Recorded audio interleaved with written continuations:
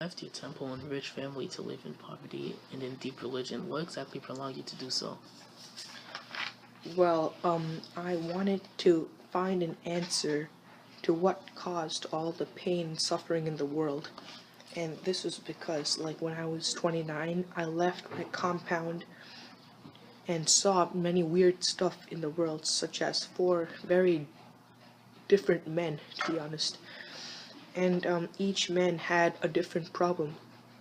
One man was very sick, one man was nearly at death, one man was dead, and one man had chosen to live a different life. For example, he went into poverty just to focus his life on religious attributes. Give me,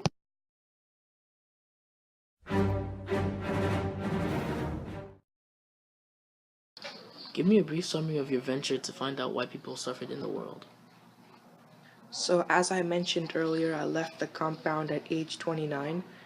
I just wandered around, I wandered throughout India, and I saw four very different men. And as I mentioned earlier, one was sick, one was dying, one was dead, and one was very spiritual, and he had given up his life. He was living in poverty just to focus on spirituality, and he was actually happier than the men who were sick.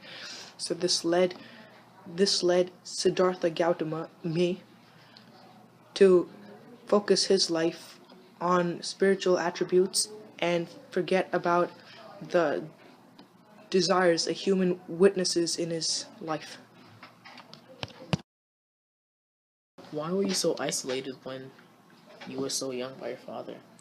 So my isolation was based off prophecy that they made when I was born. They said that if I was kept in isolation and within a compound, I'd become a great king.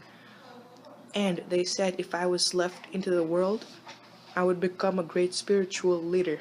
So my father obviously wanted me to become a great king and become an heir to the throne. So he made me live in isolation and focus on trying to become a king.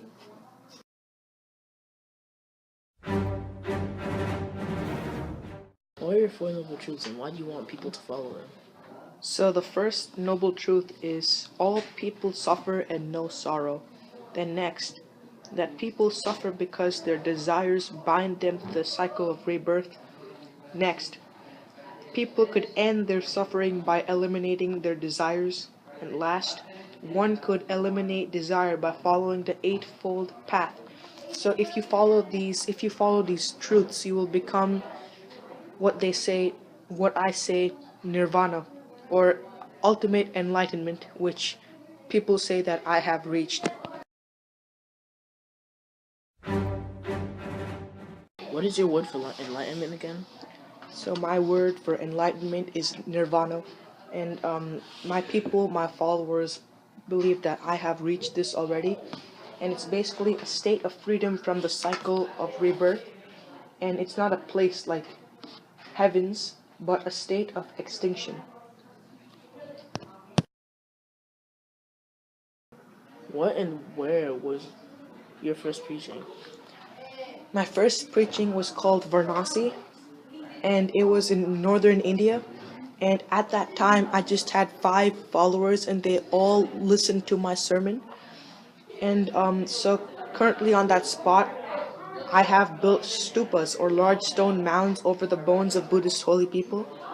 They're sites of pilgrimage for Buddhist people around the world.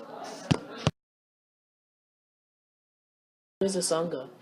A sangha is a religious community of Buddhist monks, and at first it was just a religious community of the 5 disciples who first followed me, and then it grew much larger, and now it consists of even Buddhist nuns who worship, who follow my traditions.